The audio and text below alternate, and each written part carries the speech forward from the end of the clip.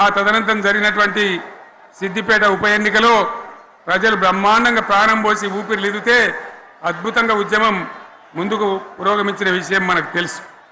60 ఏళ్ల సమైక్య పాలనలో తెలంగాణది ఎంత గోస, ఎంత దుఃఖం, ఎంత వేదన, ఎంత హింస, ఎంత అణిచివేత చూసినామో మనందరికీ కూడా బాగా తెలుసు.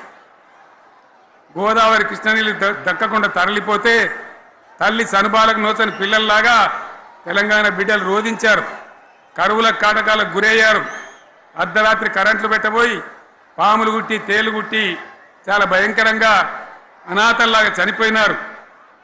ఆ రకంగా జరుగుతూ ఉంటే ఇక్కడ ఉన్నటువంటి ఆనాడు కాంగ్రెస్లో టీడీపీలో ఉన్నటువంటి నాయకులు పదవుల కోసం పెదవులు మూసిండ్రు తప్ప ఏనాడు నోరు తీసి కొట్టాడలేదు. గులాబీ జెండా ఎగిరేదాకా కనీసం తెలంగాణ సోయిని కూడా ప్రదర్శించలేకపోయినారు. మీ అందరికీ తెలుసు, తెలంగాణ కోసం అవసరమైన ప్రతి సందర్భంలో పదవులు త్యాగం చేసిన వాళ్ళు బీఆర్ఎస్ బిడ్డలు అని చెప్పి నేను గర్వంగా మనవి చేస్తా ఉన్నా. కానీ పదవుల కోసం తెలంగాణను ఆగం చేసిన వాళ్ళు ఆనాడు ఉన్నటువంటి కాంగ్రెస్ నాయకులు అని చెప్పి కూడా నేను మనవి చేస్తా ఉన్నా. చంద్రబాబు నాయుడు ఆనాడు ముఖ్యమంత్రిగా ఉండి ఎంత ఘోరమంటే హైదరాబాద్ నడిబొడ్డున ఉండే తెలంగాణ గడ్డలో ఉండేటువంటి రాజధానిలో మన శాసనసభలో తెలంగాణ పదాన్ని నిషేధించినాడు. తెలంగాణ అనవద్దని స్పీకర్ ద్వారా రూలింగ్ ఇప్పించినారు.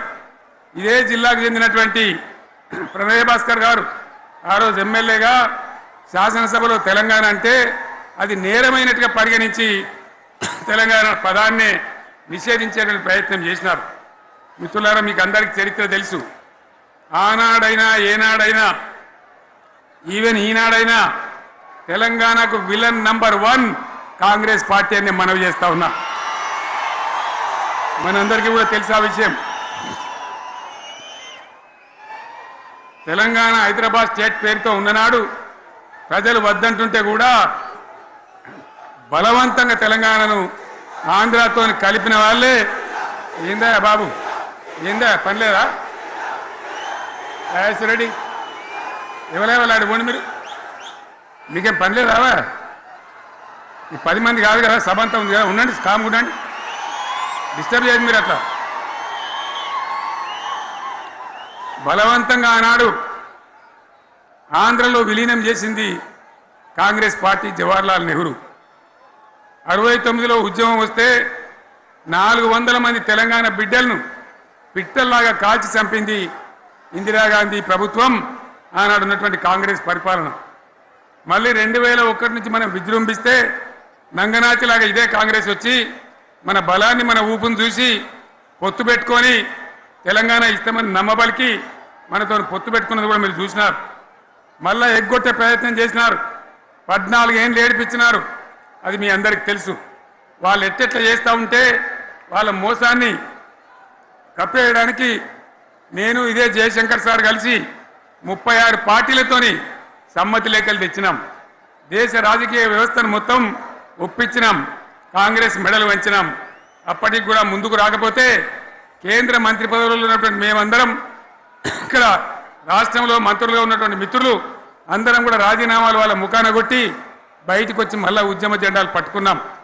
ఆ తర్వాత కూడా కదిలిసి రాకపోతే నేను ప్రాణాలకు తెగించి చివరికి ఆమరణ దీక్షకు పొందుకున్న సంగతి కూడా మీకు తెలుసు. ఆ సందర్భంలో భయపడ్డ కాంగ్రెస్ పార్లమెంట్లో ప్రతిపక్షాలన్నీ కాంగ్రెస్ గొంతు పట్టుకుంటే అప్పుడు దిగివచ్చి తెలంగాణ కోసం ప్రకటన చేసిన విషయం మీకు తెలుసు. మళ్ళీ ప్రకటన వెనక్కి తీసుకొని మళ్ళా వెనుకకు పోయినారు. ఆ తర్వాత సకల జనుల సమ్మె కావచ్చు, సాగర హారాలు కావచ్చు, వంట వార్పులు కావచ్చు, అనేక రూపాలలో విజృంభించి మళ్ళీ భయంకరమైన పోరాటం చేసినాం.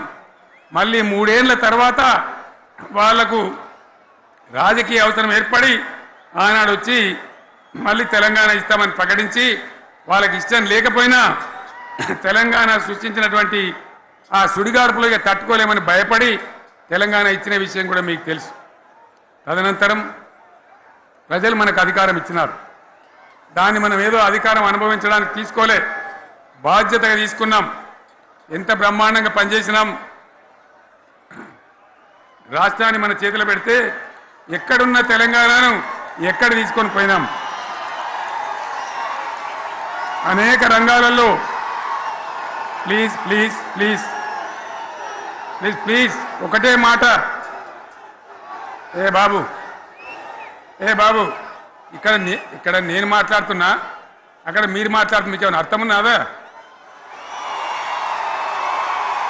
ఏది అర్థం కావాలి ప్రజలకు? ఏం పని లేదావా? ఇదేం పద్ధతి? మీరు పార్టీ కార్యకర్తలేనా? సైలెన్స్ ఉండండి. అంతమంది నన్ను లక్షల మందిలో మీరు 10 మంది ఏందా ఇక్కడ? 10 నిమిషాలు సైలెంట్గా ఉండలేరా? చివరిలో బాగా చెప్తాం, స్లోగా అద్భుతంగా దుంకుదాం, స్టేజ్ ఎత్తు దుంకుదాం. మీరు బాధ్యత చూడాల్సింది ఏంటంటే మీరు అరవడం బంద్ చేయండి. ఇంతమంది ఉన్నారు, ఏం సీఎం పనిలేదా నీకు? మళ్ళీ అందరు ఇళ్ళకి చేరుకోవద్దా? క్షేమంగా పోవద్దా? ఎక్కడెక్కడి నుంచో దూరం నుంచి ఎక్కిన వాళ్ళు ఉన్నారు. 10 నిమిషాలు మీరు సైలెంట్గా ఉండండి. ముందరున్న వాళ్ళు 10 ఏళ్ళ బీఆర్ఎస్ పాలనలో ఎక్కడున్న తెలంగాణ ఎక్కడికి పోయింది? ఎన్ని రంగాలలో ఎన్ని అవార్డులు వచ్చినాయి? ఎన్ని అద్భుతమైన పనులు చేసి చూపెట్టినాం. తెలంగాణ అంటే ఒకప్పుడు వెనుకబడ్డ ప్రాంతం, ఎగతాళి చేయబడ్డ ప్రాంతం, పనికిమాలిన ప్రాంతం అనే పేరు పెట్టిన ప్రాంతం. కానీ ఎన్ని రంగాలు, తలసరి ఆదాయాన్ని బ్రహ్మాండంగా పెంచినాం. 90,000 ఉన్న తలసరి ఆదాయాన్ని 3.5 లక్షల పైచీలకు పెంచుకున్నాం. జిఎస్డిపిని దేశంలో నంబర్ 1 స్థానానికి తీసుకెళ్ళినాం. తెలంగాణలో బ్రహ్మాండంగా పెండింగ్ ప్రాజెక్టులన్నీ కూడా కంప్లీట్ చేసుకున్నాం.